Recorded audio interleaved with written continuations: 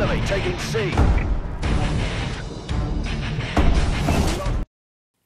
Hello, this is Will Black Ops Pro, and today I'm going to talk about the DLC that's coming from Advanced Warfare, the Havoc DLC, because we've got a few more details from it, from Sledgehammer Games over the past few days. So I'm going to go over that and tell you guys why I'm not impressed, why I don't think you guys should buy it. Because, first I'm going to start off with the multiplayer maps.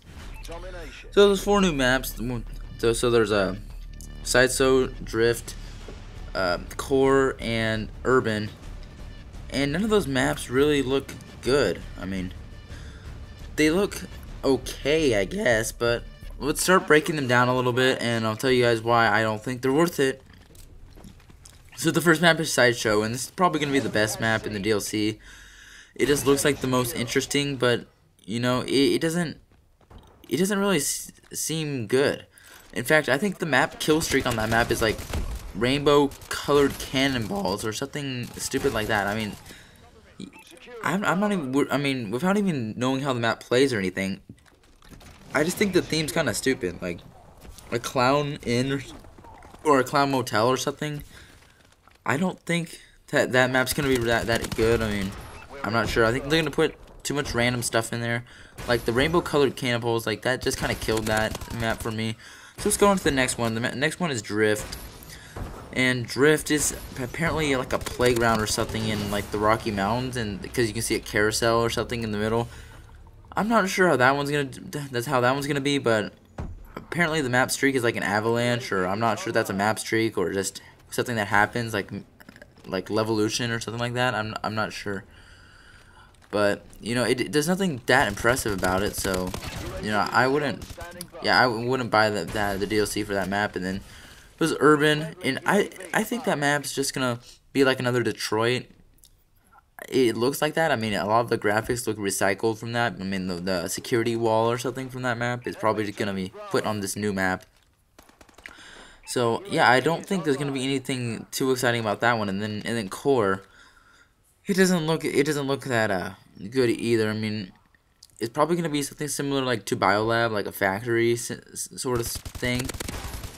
And yeah, I'm just wholly not impressed by this map pack. I mean, Ghost had better map packs. I mean, in my opinion, like especially the Onslaught ones, like because in Onslaught you had Fog, you had Bayview. Those were pretty good maps, and also Ignition, which was just a remake of Scrapyard. I mean, that was pretty good. I mean, Containment was okay.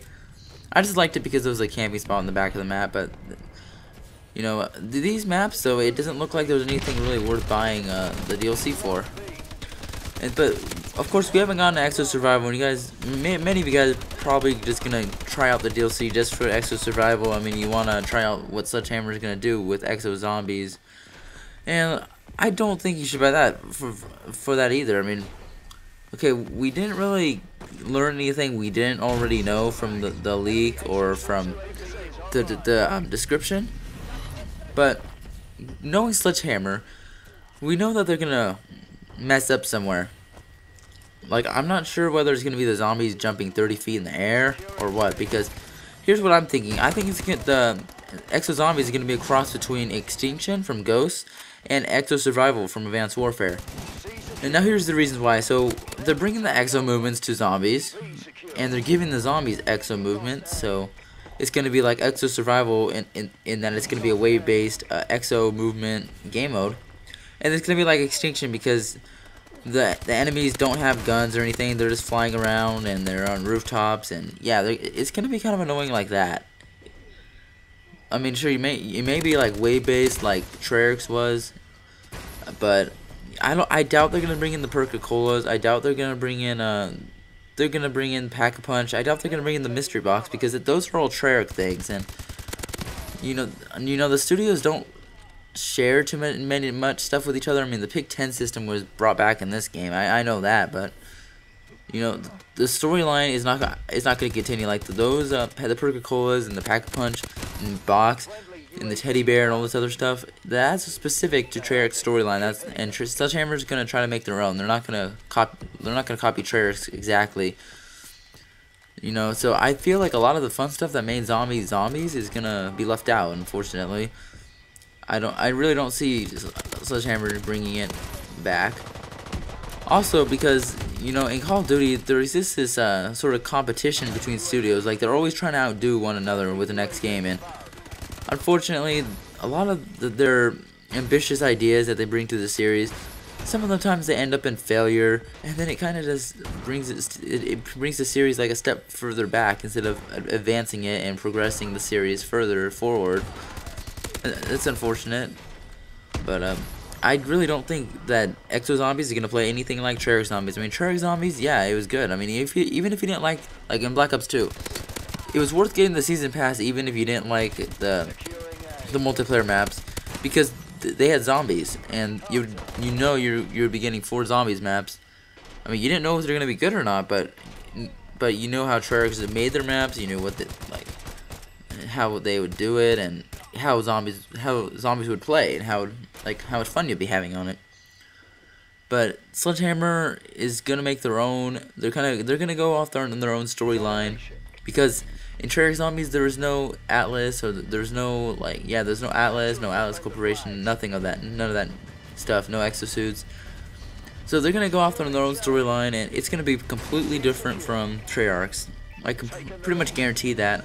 I mean, sure, what I really think they're gonna do, I think it's gonna be survival, where you buy stuff from like you buy equipment from this box, you buy like explosives and stuff from this box. It's probably gonna be similar to Modern 3 and similar to Exo Survival, but just with zombies. I really don't see why they would put a whole ton of time into this new game mode when they didn't put very much time into their game itself. They copied the coding from Ghost, they copied Modern 3 Survival and made it Exo Survival, but Modern 3 actually did a better job in doing survival than this game did. So I mean guys, I really don't recommend you buy the season pass. I don't even recommend you buy the first DLC just to see how it is. I mean, I recommend that maybe you should maybe to wait, like don't get it, or at least wait until you can make an informed decision. And what I mean by that is wait until bigger YouTubers post videos of Exo Zombies gameplay and just tell you what they think about it, and make sure they're being honest. Make sure they're not like a paid advertiser like by Activision trying to sell you something. Make sure they give you their honest opinion on it, and if they like it, I mean, and they recommend you try it, I mean, it might be a good idea to try it. But from what we know, from what I think of Exo Zombies, just based on what we know and what we've been given so far, I don't think it's worth $15. I don't think it's worth $50 if you're gonna get the season pass.